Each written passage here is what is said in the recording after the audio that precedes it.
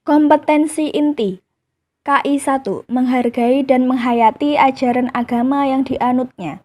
KI 2. Menghargai dan menghayati perilaku jujur, disiplin, tanggung jawab, peduli, maksudnya toleransi, gotong royong, santun, percaya diri dalam berinteraksi secara efektif dengan lingkungan sosial dan alam dalam jangkauan pergaulan dan keberdayaan. KI 3. Memahami pengetahuan faktual, konseptual, dan prosedural berdasarkan rasa keingintahuanannya tentang ilmu pengetahuan, teknologi, seni, budaya terkait fenomena dan kejadian tampak mata.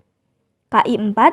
Mengolah, menyaji, dan menalar dalam ranah konkret menggunakan mengurai, merangkai, memodifikasi, dan membuat, dan ranah abstrak, menulis, membaca, menghitung, menggambar, dan mengarang, sesuai dengan yang dipelajari di sekolah dan sumber lain yang sama dalam sudut pandang atau teori.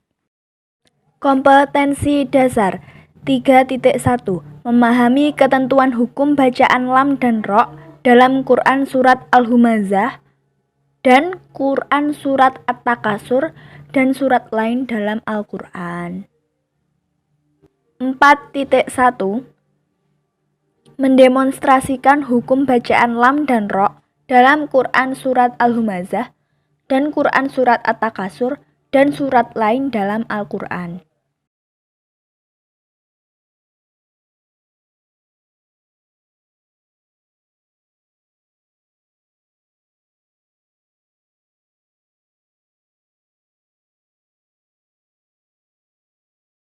Tujuan pembelajaran.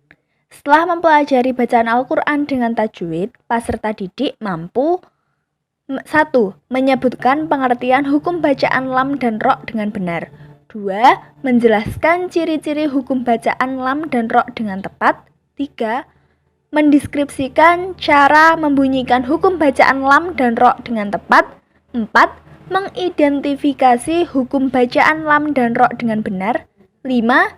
Menyimpulkan cara membaca bacaan lam dan ro dengan tepat. 6. Mempraktikkan bacaan lam dan ro dengan tepat. Assalamualaikum warahmatullahi wabarakatuh. Alhamdulillahilladzi hadana li hadza wa ma kunna linahtadiya laula an hadanallah.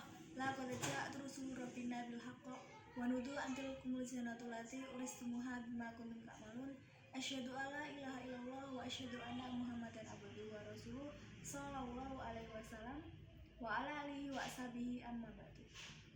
Selamat siang anak-anak. Semoga semuanya selalu serta dalam lindungan Allah, sehat walafiat sampai hari ini. Hari ini kita akan belajar tentang hukum bacaan lam dan ro.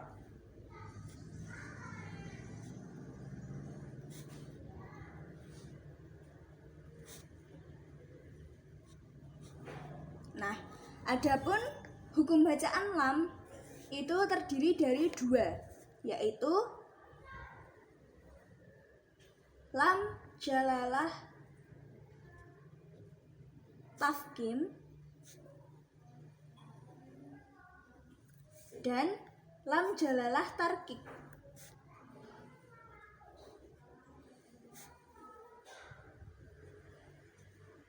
Nah, anak-anak, lam jalalah tafkhim sendiri yaitu adalah tafkhim itu artinya tebal. Kalau tarkik artinya tipis.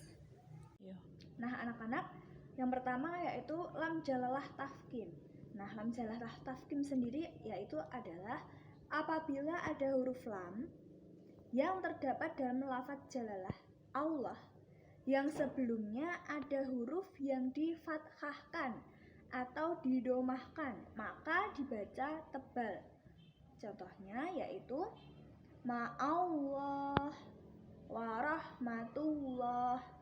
Jadi apabila ada huruf lam di lafadz Allah, sebelumnya itu ada huruf yang difathahkan nih, fathah, maka dibaca tafkhim tebal. Dan juga apabila ada huruf lam di lafadz lam jalalah di lafadz Allah, sebelumnya ada huruf yang didomahkan maka dibaca tebal. Nah, anak-anak, selanjutnya yang kedua yaitu lam jalalah tarqiq.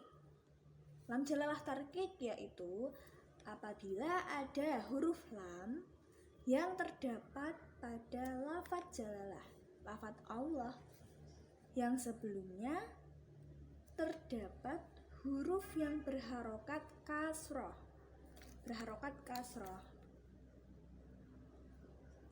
Maka dibaca tipis.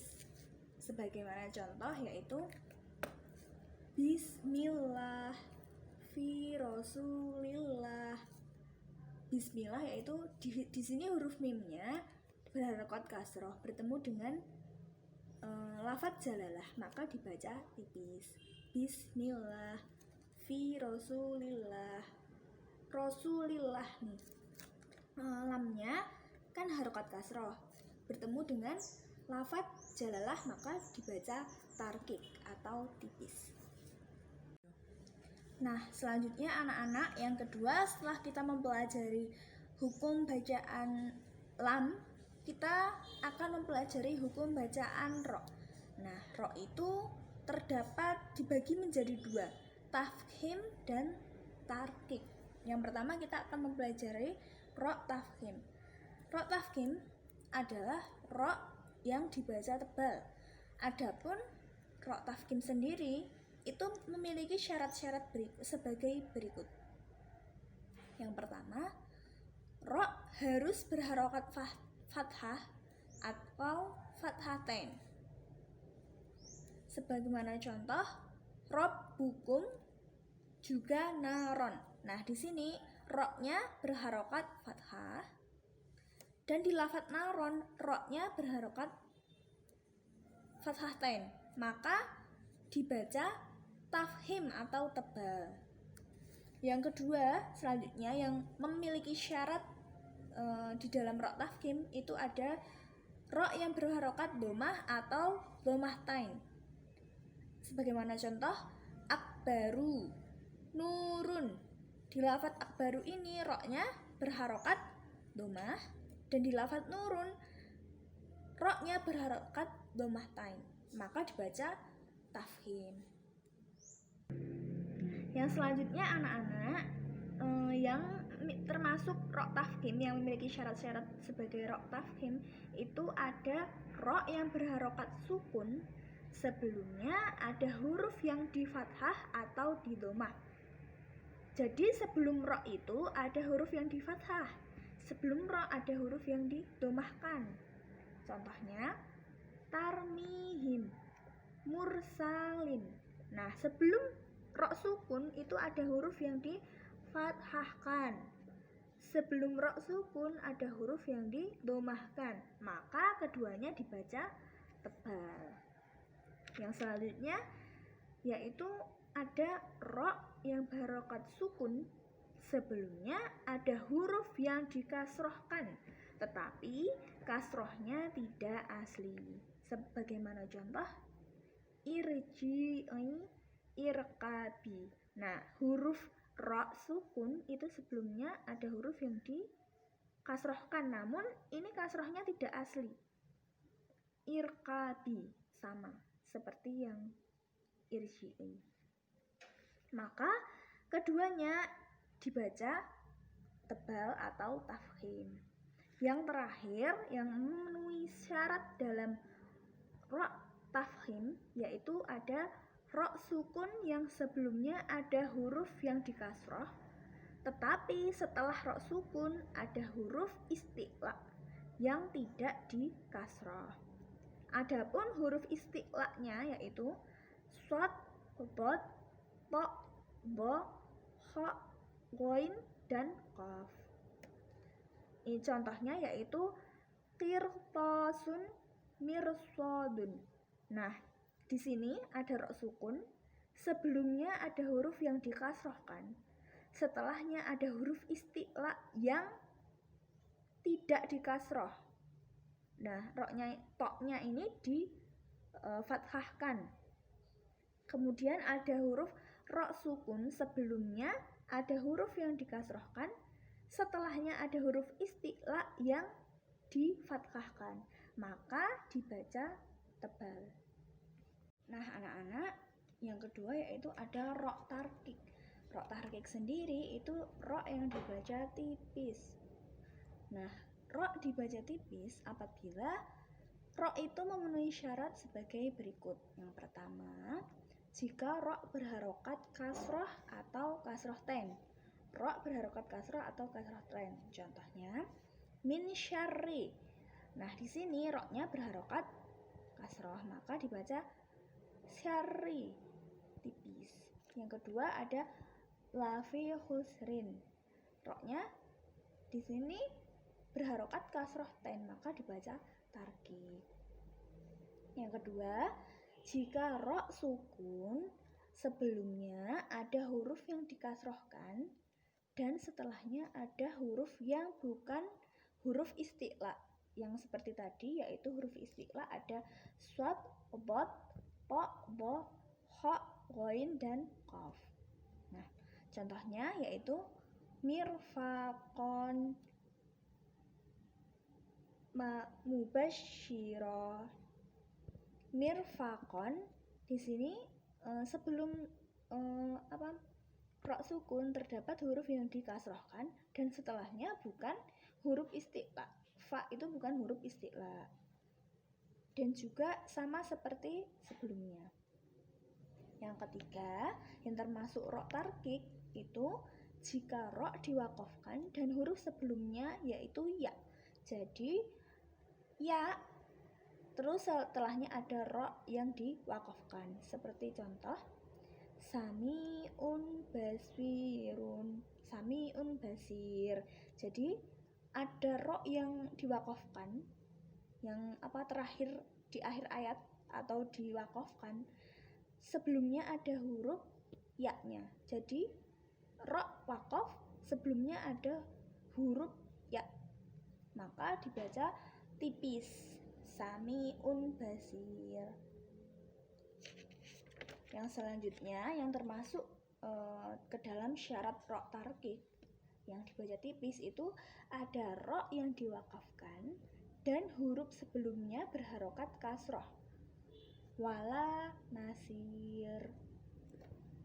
Nah, huruf ro di dalam huruf ini ada huruf ro, sebelumnya ada huruf yang dikasrohkan, maka dibaca tarkik atau tipis. Nah, di sini ro-nya ini wakof ya, wakof, maka dibaca tipis.